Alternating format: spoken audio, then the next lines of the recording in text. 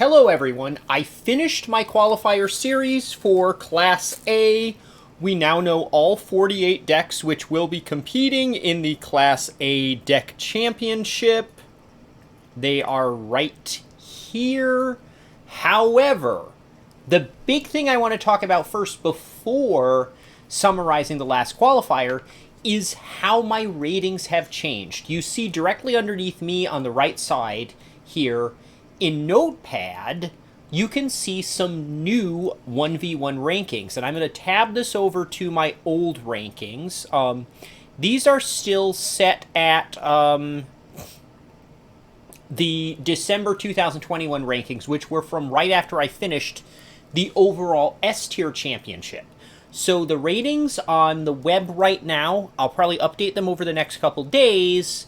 These ratings on the web reflect how the factions looked after I played a bunch of absolutely top-tier decks.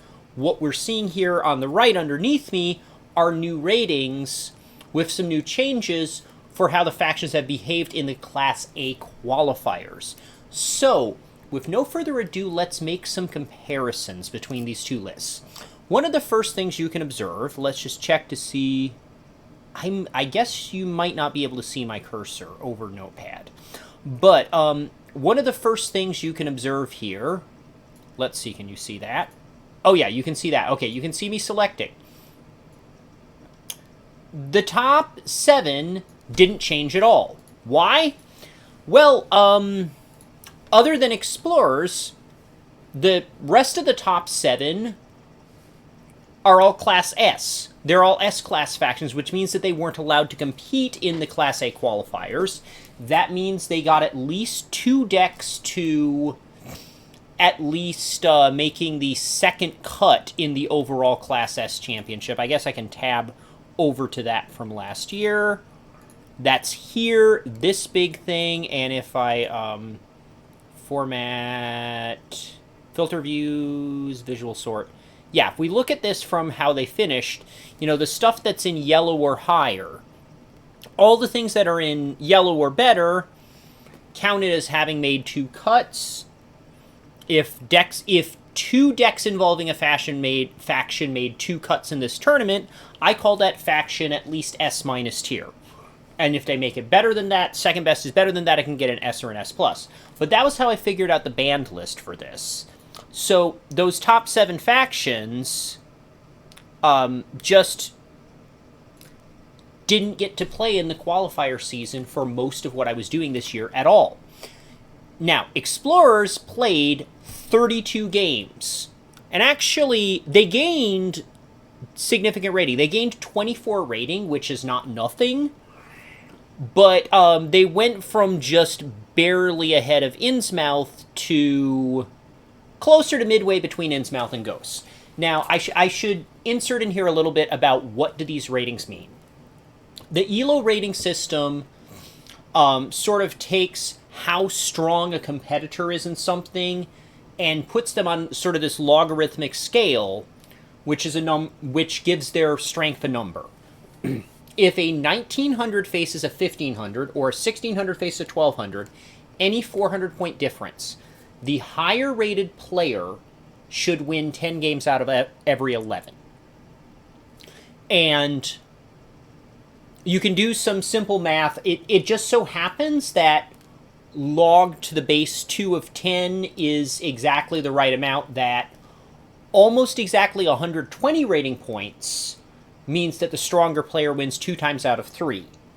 And from that you can do some more math. You can multiply it by 2. To get 240 rating points is 4 times out of 5 because 4 is 2 squared. 280 points, or 400 minus 120, is 5-to-1 odds for the stronger player. That's what an ELO difference means. So, you know, 120 points is 2-to-1 odds is the usual easy way to think of ELO differences, because usually you're going to be looking at differences that are less than 400 points. Now, for faction ratings, I look at a deck as the average of 2 factions. So, Geeks paired with a 1500, here they're 2010, that combination is actually 1755. And 1500 is how I default faction ratings. So that means that geeks are expected to win a little a little more than 4 out of every 5 games with, random partners against random opponents. So for faction ratings, in order for a faction to win 2/3 of its games, it actually needs a 240 rating point advantage over its teammate and its opponents, because its rating gets averaged with its teammate. All right, that's enough explanation of what ELO is. Let's take a look at some of what happened that's new. Knights have been tearing up the qualifiers the entire time. They've been putting a bunch of decks into Class A championships. If we take a look here, top 16 were seeded. After this, we have decks that qualified: Dragon Knights, Vigilante Knights, Aladdin Knights. All 3 of these went 7-1 in qualifiers. Avenging Knights, Ninja Knights. So what, are we looking at 5 Knights decks that made it through the qualifier system? That's a lot. And in the process, they are currently sitting ranked 8th overall. Now, the next thing I should talk about is, what do these ratings really mean in terms of the metagame? The ratings you're looking at on the left, the ones that are there from last December, have a high bias towards bleeding edge, really strong decks playing each other, that are like the best decks in the game playing each other. So there's a bit of a bias there towards how good is this faction when you're facing geeks, robots, aliens, or Cthulhu, because the top decks are generally going to contain one of those 4. Here, for the changes that have happened this year, the real question is, how well do factions prepare against good decks that don't involve S-class factions? And so Knights has a really high rating. Werewolves T also did really well. This does not mean that you can take them into Time Travelers or Aliens and not expect to get smacked. I expect Knights has terrible matchups against Aliens, Cthulhu, and Time Travelers. And Werewolves are going to have similarly bad matchups against Aliens, Cthulhu, Time Travelers, and I don't think they like Ghosts either. So again, be aware, these ratings that I'm putting up are a little bit Class A-centric. Also, the ratings you're seeing right now are a little bit more biased than they normally have been towards factions playing with partners that they do really well with.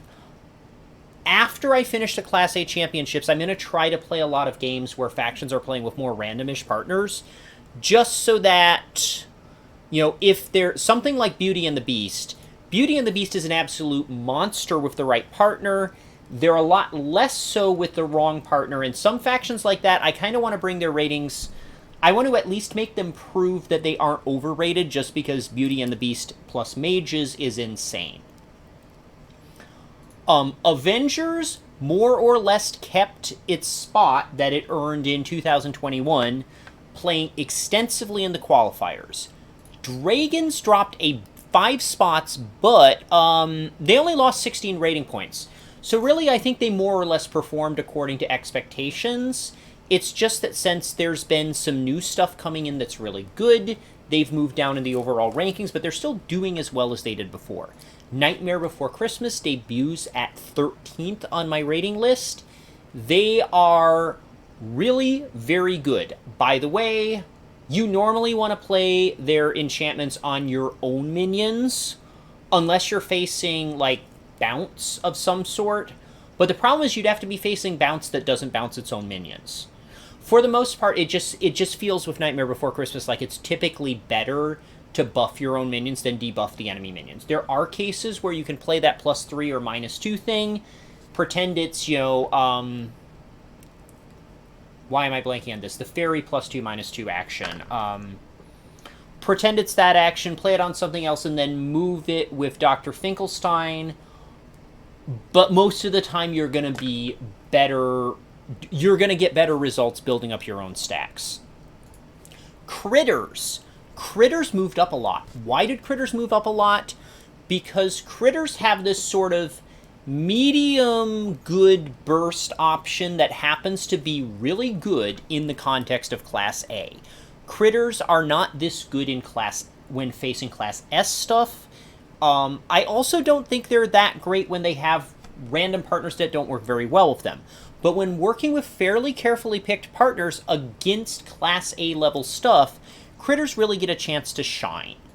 Granny's Tea. Yes, they are real. They are good. Grannies were my lowest rated faction before they got their Titan, not counting stuff that was NT. Now that old version of Grannies is NT. The new Granny's Tea are debuting at 16th on my rankings, and they've earned it because if we take a look over here, we've got Big Hero Grannies, MOE Grannies, and I mean, they only had one qualifier in between when I started playing them, and, like, there was only one, they only got a chance to play in Qualifier 8. They got 2 decks in, and who else is playing with MOE? Who else is playing with Big Hero? I think they're the only partner for both of their partners in the championship field, which indicates that the Grannies are a critical part of that deck. They are solitaire. That sucks for them, but they have fantastic synergy with lots of minions that have base power of 2 or 3. They can do some really nice stuff. Lion King. Lion King is fantastic if a little bit dependent on how fast you can get Mufasa. Lion King has placed multiple partners in the championship. They are going to continue to do fairly well. With Grannies and Lion King, I have a hard time guessing whether they're extra good or not so good in Class A relative to, like, the rest of the Smash Up metagame, because I just haven't played them outside of Class A. I think Beauty and the Beast is potentially a deck that could work in S-, but I also think it's slightly overrated at 1681 right now. However, it's sort of like there's a lot of stuff sitting in the mid-1600s right now. Rockstar's moved down without playing more just because new stuff debuted in front of them. Frozen. Frozen, I think, is very Peter Principle-y. I suspect it is a very, it very much wants to be your carry faction. And this is a great time to talk about carry and support. A lot of people like to talk about carry and support using a definition that works great for MOBAs and I think does not work so well for Smash Up. I have sort of this semi-objective way of defining carry versus support, which is this subtend is support tendency. Negative support tendency means a faction tends to be a carry. What do I mean by carry versus support? If a faction is a carry, it doesn't really care what its partner's elo rating is. It's going to do the job that faction does. That is, it underperforms with really good partners and overperforms with bad partners. If a faction is a support, we get the opposite tendency. We see that here, actually, with both Innsmouth and supporters, they have positive support tendencies. Same thing with Ghosts. That is, if you give them a really strong partner, they can make that strong partner even better. If you give them a weak partner, though, they might tend to underperform the elo rating I've assigned to them. So Frozen has behaved as maybe an upper 1600s faction when they're carrying a crappy partner, because Frozen is happy to use all your plays on doing Frozen stuff. If you pair Frozen with robots or Cthulhu or aliens, you should not expect it to feel like a 1600 faction. It might be a 1500 faction playing with those top partners. Princesses, how did their elo change? Princesses bled 40 to 50 points. Why? I think they're having to compete with Avengers and other sources of big stuff. They're competing against Avengers and Knights, and I don't think they do great in those head-to-head comparisons. They feel a little bit dated. They're still good. They're still quite good. They're still one of my favorite factions to play, but they are, in my opinion, worse Avengers, and they don't do great in some of those matchups. Steampunk has gotten to play a lot recently with decently good partners for it. But at this point, we're looking at a move from 1568 to 1594. 26 rating points is not a big deal. I think it's more that some stuff just debuted They're close enough to 1500 that they jump a lot of spots from a small change. Sharks, they're good. They're not as good as the other really hot new stuff, but they're good. Ninjas. Ninjas, did they actually have a bad qualifier season? They lost 10 points. They performed pretty much up to expectations. Teddies had a good qualifier season, I think. They were 1568. Okay, no, they gained 16 points. That's just random. Wizards, however, had a bad qualifier season. What's going on? Well, the first thing is that they did really well playing with Hydra in S, and they're going to get to play with Hydra more in A championships because Hydra was preceded as the second seed of the preceded decks in the Class A championships. So they were already inflated from playing with Hydra. They've come back down to Earth because I tried them with a bunch of other... Here's Wizard Hydra. That's also Wizard Hydra. I played them with a bunch of other stuff. Let's look at some of these. There's some Wizard partners that just didn't quite work out for them, is what happened. Let's take a look at some of this earlier stuff. I played them with Fairies. That failed terribly. I played them with Inca. That did not work. I played them with Kitties. That also did not work. I played them with Ignobles. That's fantastic in a 3-player game, but this is a 2-player game. We don't see any Wizards decks getting knocked out in the second round here. Oh, yeah, I played them with Warriors, and that didn't work either. So Wizards were in a lot of decks that went 1-3 or 0-4 and got knocked out in second rounds of qualifiers. And that cost them a bunch of rating points. They were at what? They're at 1582 now. Yeah, they're inflated. That 1663 was inflated due to Hydra Wizards specifically being like the only presence that Wizards had in the Class S championships. Because I was playing with the very best decks in the game, and Wizards isn't in like any other very best decks in the game, Wizards got to play a lot of games with a partner that it works really well with. And now it's coming back down to earth. And I think they'll be playing with both. Did they make it with Teddies? Yeah, they're playing with not just Hydra, but also Teddies. And on top of that, most of the decks in this tournament, the A Championship, are pretty highly synergistic. They're more synergistic than they are carried by the overall strength of their factions. So for that reason, I think the Wizards' rating after A is maybe going to a little bit more reflect where they actually should be. But I think... What's their support tendency? Their support tendency is sort of subjectively, in terms of the feeling of it, higher than 0.2. But because Hydras aren't super high rated, the support tendency isn't going to show up as being very high. But yeah, Wizards do swing from their balls with their partner a little bit. Pirates lost a lot of spaces. There's just a lot of stuff in A that can deal with first mates. Fairies really lost a lot of rating. They were at 1654. Their high rating at one point was like 1800. And that's because when they were released, they were fantastic at walling an awful lot of random stuff. They can win. Fairies, with their Titan, can win very consistently against an awful lot of mediocre decks out there. Thing is, they've now been playing for almost, the better part of 2 years, where they haven't had much of a chance to see very many mediocre decks. Plus, a bunch of the new stuff in Marvel and Disney is fast enough that defensive decks get a real tempo check. And as a result, Fairies is feeling a little bit dated, even though it's their Titan is only, 4 years old? They're feeling a bit dated against top competition and against a lot of the new stuff. And a lot of defensive stuff has that problem. Zombies, I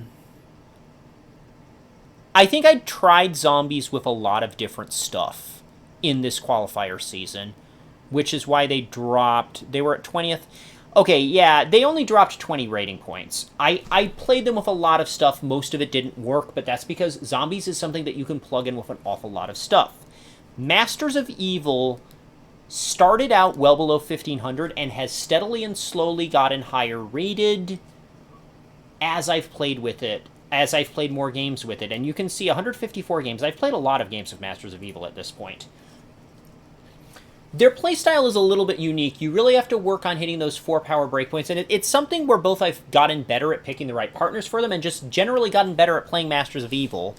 And they're one of those factions where I think how you play them matters more than how your opponent plays against them. Incas are the opposite. Like, Incas are the opposite thing where there isn't that much subtlety that goes into playing Incas correctly, but there can be a lot of important decision making when playing against Incas.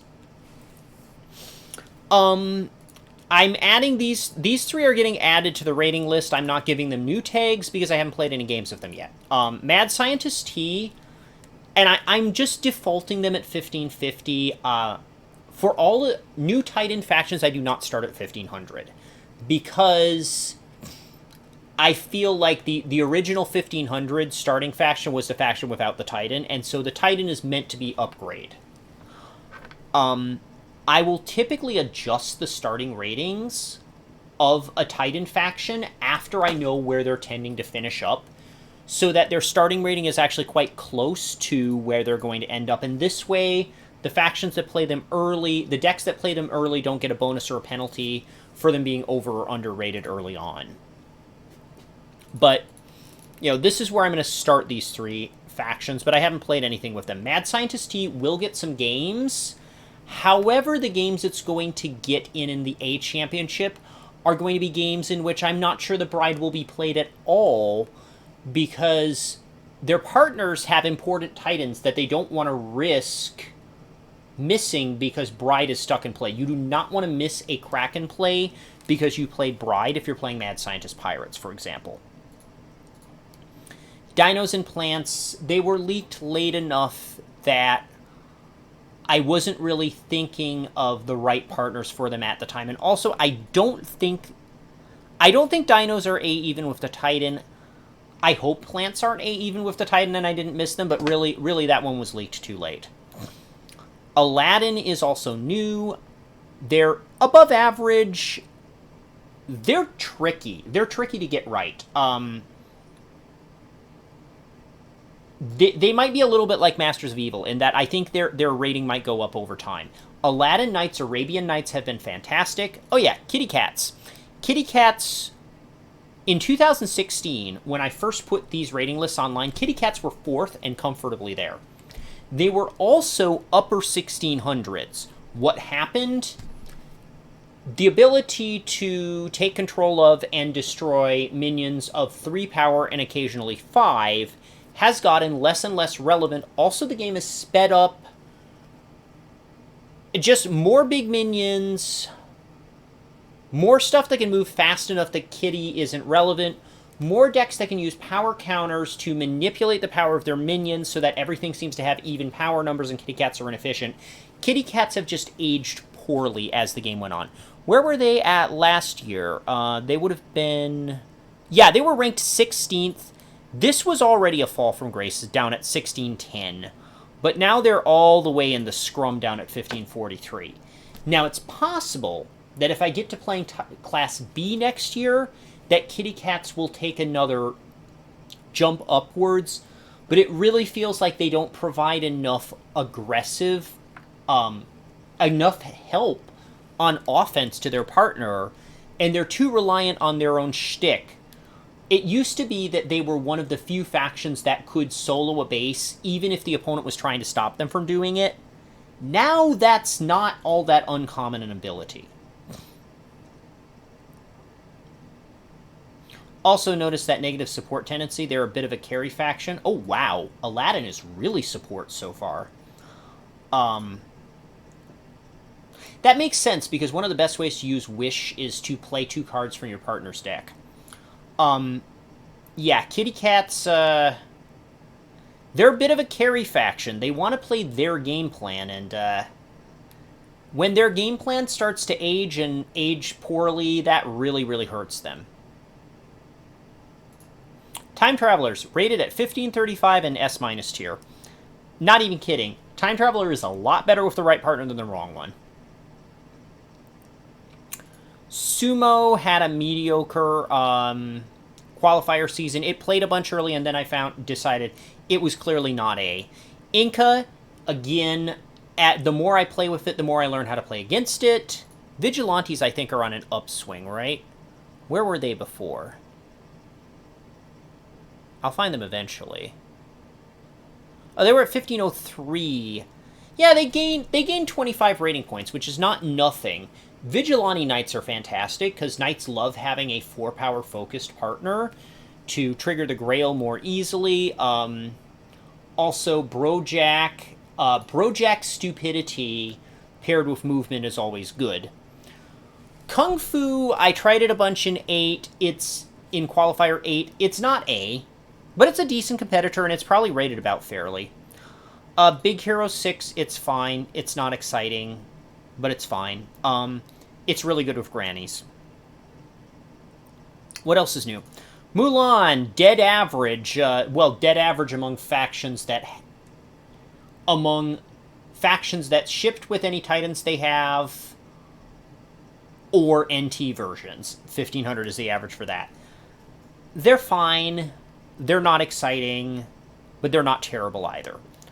They will be good with the right partner. Egyptians T have not played enough games for this rating to mean anything.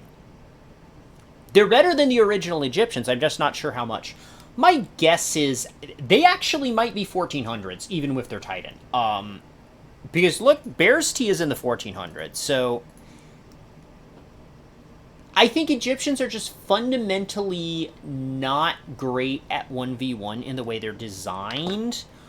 Burial, like, when you've got only one opponent and you are the only opponent that guy's facing, your buried cards can really get targeted, and with base breaks. And the Titan definitely helps, but it's sort of like it lessened their weaknesses rather than eliminating them. So Egyptians T may actually still be a below-average faction, even after I get an accurate rating for them. What else? There should be one more new thing. Oh yeah, Wreck-It Ralph. Wreck-It Ralph I did not have a good time playing. You see Goblins and Wreck-It Ralph down here. Lucadors, like, these are factions that when I play them in 1v1 feel like there's something wrong with them.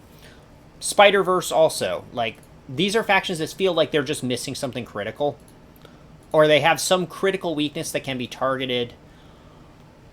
Wreck-It Ralph just feels like it has too many moving parts, and if you stick a pin in there with a base break or a big burst at the wrong time, something tends to fall apart. At least that's my impression of them so far. And that's about, yeah, there's not much changes down here. That's about all the important changes when it comes to faction ratings. So let's take a look.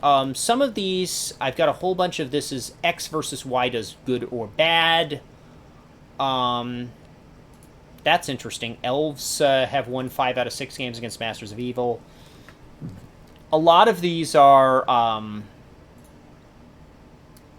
If these are based on only 2 or 4 games, they might have to do with partners that were countered as well. Yeah. Avengers versus Sinister Six is real. Now, Avengers are higher rated than Sinister Six. They're expected to win most of the games, but they won almost all of the games. That's a real counter, because Sinister Six has a tendency to break and lose bases. So an opponent that leaves lots of power in play, like Avengers or Polynesians or Princesses or Knights, Sinister Six does not want to face that, and Avengers sort of really highlight Sinister Six's problems. Frozen versus Sharks is also a real counter. They won all 8 games they played against Sharks, and this is because Ana provides a lot of resistance to removal, but also just, I keep searching my discard pile for another copy of this big meaty minion I'm going to play. It's like, when you're trying to kill Frozen's minions, it feels like they have an endless supply of moderately large minions to drop. And when they do drop a 2, It often gets a power counter, and it usually doesn't use a play. Like, it usually uses Elsa's talent to come into play. And because of that, it's just like, sharks are... they're a terrible matchup if you're relying on destruction in some ways. Sometimes sharks can't find something to kill that isn't their own minion if they want to play their Makos. It's just a really rough matchup. In the things, we have a new statistically significant deck that performs better than the average of its factions, Mage's Beauty and the Beast. By faction rating, should have won 4.43 games out of 8. They won all 8. They are going to stay good. Elf Sharks NT were also a plus thing, and they're getting a big boost with the Titan, because Elves don't have a Titan. With that said, they either have to take a game off Exploring Avengers in round 1A, or they have to win both their games in round 1B in order to play round 2, even with their Titan, so we may not get to see a lot of them in the championship, but they are a very synergistic deck. What else is any interesting new stuff here? Disco Fairies, because Fairies has been bleeding so much rating, Disco Fairies is like fewer standard deviations behind what's expected than they used to be. This deck is just utter trash, though. Like, Disco does nothing for Fairies, and Fairies does nothing for Disco. Fairies kind of relies on their partner to drop power, and Disco kind of can't do that. It's really quite terrible. Fairies Egyptians, before Egyptians got Sphinx, this was really a lot better than the sum of its parts. Depending on how the better Sphinx is, the less synergistic this deck will be in the future with Egyptians T. Because Fairies really want their Titan in play. And so if Sphinx is fantastic, Egyptians are often going to be doing without a fantastic Titan in that case. Arabian Nights, yeah, they're also good. They're two plus standard deviations above their expected win rate. Team stuff. You don't see a lot of changes in the top 25. The only changes here, like Geek Critters, gained spots because Critters' rating went up. And Geek Critters have only played 4 games. Decks start like somewhere between 1,500 and the average of their faction ratings, and then start to drift based on the deck's wins and losses. So, because Geek Critters has only played 4 games, the starting ratings of Geeks and Critters really matter a lot for its rating, and that's why it moved from 14th up to 10th. I can scroll this down to, like, the previous top 25. Like, there were significant changes after S because most of these decks are S. Like, Exploring Avengers went from 47th to 11th. Innsmouth Aliens gained 3 spots, which in this higher ranking, 3 spots is a big deal. Ghost Robots went from 9th to 3rd. Cthulhu Dragons went from 21 to 13. Cthulhu Nazi jumped from nowhere up to 23rd. There were a lot of changes. Here, not so many. Elder Geeks dropped stuff, I think because Explorers and Avengers gained rating, which allowed them to bypass Elder Geeks. Geek Critters also bypassed them. Again, Kung Fu Geeks, Kung Fu lost rating. That's why they moved down. Dragons lost a little rating, but less than Kung Fu. Alien Halflings, Alien Robots, they moved up because Horses lost rating. Horses had a very bad qualifier season when they actually got to compete. I sort of stopped playing them after a while because they got kicked around. Zombies lost some rating. That's why these two moved up. Yeah. And there is a new top 25 deck on my rating list. Why is it Beauty and the Beast Werewolves and not the 8 and 0 Beauty and the Beast deck? Well, because werewolves are very highly rated. So werewolves started at a higher... Werewolf Beauty and the Beast started at a higher rating than Mages Beauty and the Beast. Mages are not highly rated. Where were Mages? I'm looking for them in the last one so I don't have to scroll the new one. They're going to be somewhere near 1,500. They were 1454 last time. I think they've moved up. But yeah, Mages are not a premium deck. Werewolves are like, what, 1,700-ish now? So that Werewolves Beauty and the Beast started much higher rated than the other ones. Dragons Knights, again, 2 highly rated factions. They went 7 and 1. They got to jump in as a new highly rated deck. Hydra Wizards has not played. They lost 6 spaces because Wizards dropped rating. Avenging Knights are another new deck. Arabian Knights is up here. These are outside the top 25, but still very, very good. Let's put it this way. This is an 8-0 deck. So 1671 is a pretty good deck rating. Vigilante Knights has also moved up here. So, like, there's some new entries in this area of the decks, but, like, the top new deck is ranked 25th. 8 games of a qualifier season, even against decently rated opposition, is not really enough for a deck to crack the top 25. Because these decks in the top 25, either they're Geeks decks where one of the factions has a starting rating of 2010, or they've proven themselves over a lot of games. Most of the games these top 25 decks have played are against higher rated opposition than what was present in the qualifiers. And so that's why these new decks are not, are coming in at 25, 27, 39, 47, 43, ranks like that.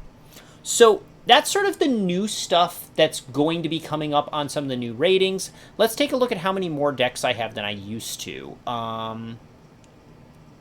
Bottom deck last time was 714. Let's just scroll down to the very bottom. 816. So that means there's 102 combos that are either new or have added a Titan since the last time. And so once I put this update in, it's going to be a bigger data set than we had before.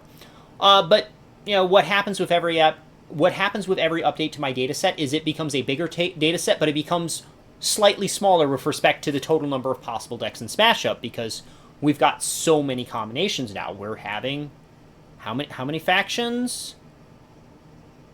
114 if you include the NT versions, and I'm not sure how many NT versions are on this list at this point. But yeah, we're pushing 100 total factions, even without looking at T versus NT. So I think that's enough for me to talk about the this rating update for now. What's going to be happening is I'm going to be playing this tournament to determine the top Class A deck out of all the decks that I've put in there. I also have a prediction form up in the subreddit. I've got, here's my predictions, and you can, on that Reddit post, come up with your own predictions if you I'll score them if you get them in before I start playing it. And there's going to be a couple days at least before I start playing the A championship matches, so that everyone has a chance to get some predictions in. But you can try to predict your top 5 and see if you make a better prediction than what I made. I had to guess Exploring Avengers first because they have been so crazy, but, you can see I've got 2 new Disney decks that I'm guessing to go 2nd and 4th, and a Knights deck at 5th. I'm sure one or more of you guys can come up with a prediction that will score better than the one I came up with, but we'll see. So yeah, go ahead on that. And the very first game of the A Championship, I do intend to stream the match between Exploring Avengers and Elf Sharks, partially because Exploring Avengers has torn it up so much without me actually streaming it. It tore up so much before I started streaming any of my games. Partially because Elf Sharks are a super fun deck, and they gained a Titan, and since Elves don't have a Titan, they just get all the benefit from that Titan.